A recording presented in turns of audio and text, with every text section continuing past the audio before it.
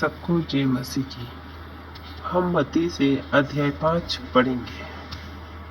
वह इस भीड़ को देखकर पहाड़ पर चढ़ गया और जब बैठ गया तो उसके चेले उसके पास आए और वह अपना मुंह खोलकर उन्हें यह उपदेश देने लगा।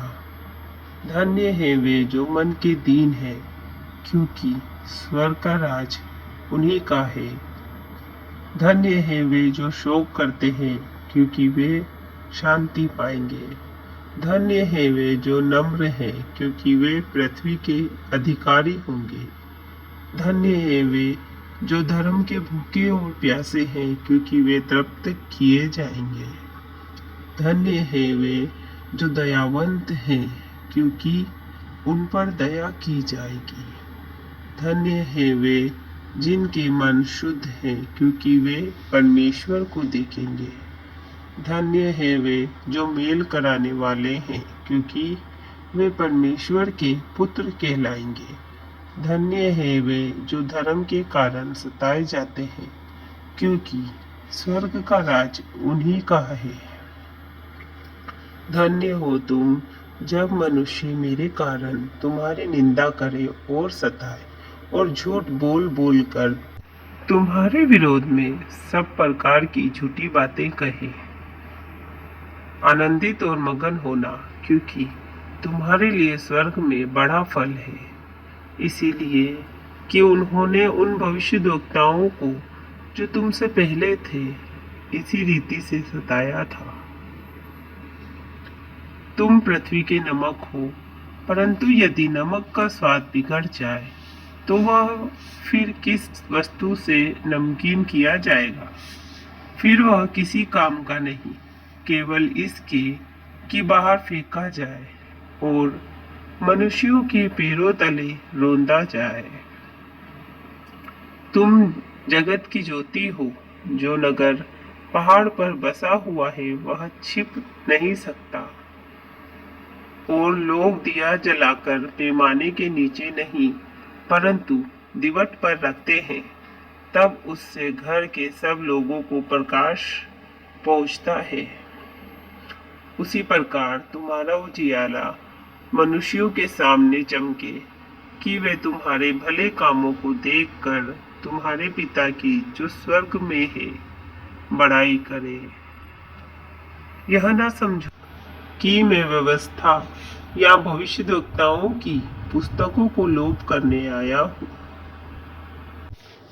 लोप करने नहीं परंतु पूरा करने आया हूँ, क्योंकि मैं तुमसे सच कहता हूँ कि जब तक आकाश और पृथ्वी टल न जाए तब तक व्यवस्था से एक मात्रा या बिंदु भी बिना पूरा हुए नहीं टलेगा। इसलिए जो कोई इन छोटी से छोटी आज्ञाओं में से किसी एक को तोड़े और वैसा ही लोगों को सिखाए, वह स्वर्ग के राज्य में सबसे छोटा कहलाएगा। परंतु जो कोई उनका पालन करेगा और उन्हें सिखाएगा, वही स्वर्ग के राज्य में महान कहलाएगा। क्योंकि मैं तुमसे कहता हूँ कि यदि तुम्हारी धार्मिकता शास्त्रियों और फरीसियों की धार्मिकता से बढ़कर ना हो तो तुम स्वर्ग के राज्य में कभी प्रवेश करने ना पाओगे। तुम सुन चुके हो कि पूर्व काल में लोगों से कहा गया था कि हत्या न करना, और जो कोई हत्या करेगा वह कचहरी में दंड के योग्य होगा। परंतु मैं तुमसे यह कहता हूँ कि जो कोई अपने भाई पर क्रोध करेगा वह कचहरी के में दंड के योग्य होगा, और जो कोई अपने भाई को निकम्मा कहेगा वह महासभा में दंड के योग्य होगा, और जो कोई कहे अरे मूर्ख, वह नरक की आग के दंड के योग्य होगा।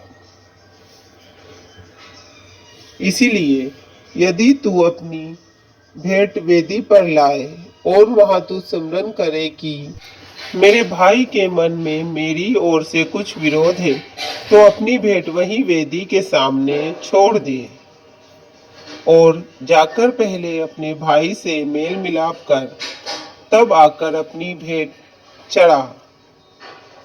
जब तक तू अपने मुद्दई के साथ मार्ग ही में है, उससे झटपट मेल मिलाप कर ले। कहीं ऐसा ना हो कि मुद्दई तुझे हाकिमों को सौंपे और हाकिम तुझे सिपाहियों को सौंप दे और तू बंदीगृह में डाल दिया जाए। मैं तुमसे सच कहता हूँ कि जब तक तू कोड़ी कोड़ी भर ना दे तब तक वहां से छूटने ना पाएगा। तुम सुन चुके हो कि कहा गया था कि व्यभिचार न करना, परंतु मैं तुमसे यह कहता हूँ कि जो कोई किसी स्त्री पर कुदृष्टि डाले वह अपने मन में उससे व्यभिचार कर चुका। यदि तेरी दाहिनी आंख तुझे ठोकर खिलाए तो उसे निकाल कर अपने पास से फेंक दे, क्योंकि तेरे लिए यही भला है कि तेरे अंगों में से एक नाश हो जाए और तेरा सारा शरीर नरक में न डाला जाए। और यदि तेरा दाहिना हाथ तुझे ठोकर खिलाए तो उसको काट कर अपने पास से फेंक दे, क्योंकि तेरे लिए यही भला है कि तेरे अंगों में से एक नाश हो जाए और तेरा सारा शरीर नरक में न डाला जाए। यह भी कहा गया था कि जो कोई अपनी पत्नी को त्याग दे तो उसे त्याग पत्र दे, परंतु मैं तुमसे यह कहता हूँ कि जो कोई अपनी पत्नी को व्यभिचार के सिवा किसी और कारण से छोड़ दे तो वह उससे व्यभिचार करता है, और जो कोई उस त्यागी हुई से ब्याह करे वह व्यभिचार करता है। फिर तुम सुन चुके हो कि पूर्व काल के लोगों से कहा गया था कि झूठी शपथ न खाना, परंतु प्रभु के लिए अपनी शपथ को पूरी करना।